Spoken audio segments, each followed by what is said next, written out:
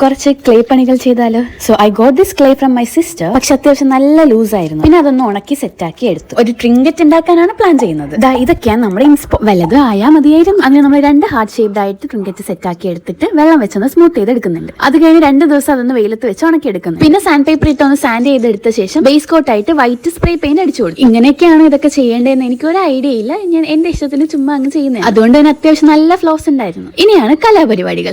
നിൽക്കുന്നതാണ് നമ്മുടെ സൂപ്പർവൈസർ. ഇടയ്ക്കിടയ്ക്ക് ഞാൻ ചെയ്യുന്നതൊക്കെ ശരിയാണോ എന്ന് ചെക്ക് ചെയ്തിട്ട് പോകുന്നുണ്ട്. സോ ഫസ്റ്റ് ട്രിങ്കറ്റ് ചെയ്യാൻ വേണ്ടി ഞാനൊരു പിങ്ക് ഷെയ്ഡിൽ പെയിന്റ് മിക്സ് ചെയ്ത് എടുത്ത ശേഷം അടിച്ചു കൊടുക്കുകയാണ്. സൂപ്പർവൈസർ ഇടയ്ക്ക് എനിക്ക് കാണിച്ചു തരുന്നുണ്ട് എങ്ങനെ വേണം പെയിന്റ് അടിക്കാൻ എന്നൊക്കെ. അങ്ങനെ ഫസ്റ്റ് ട്രിങ്കറ്റ് നമ്മൾ പിങ്ക് ഷെയ്ഡിൽ അടിച്ചതിന് ശേഷം സെക്കൻഡ് ട്രിങ്കറ്റ് റെഡ് ഷെയ്ഡ് കൊടുക്കാന്ന് വിചാരിച്ചു.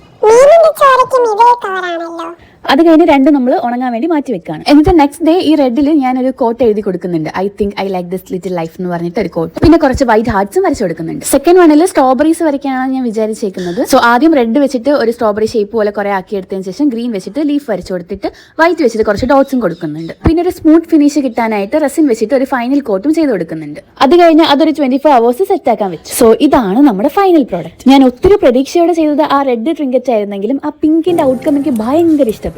നിങ്ങൾക്ക് ഏതാ ഇഷ്ടമായ കമന്റിൽ മെൻഷൻ ചെയ്തു.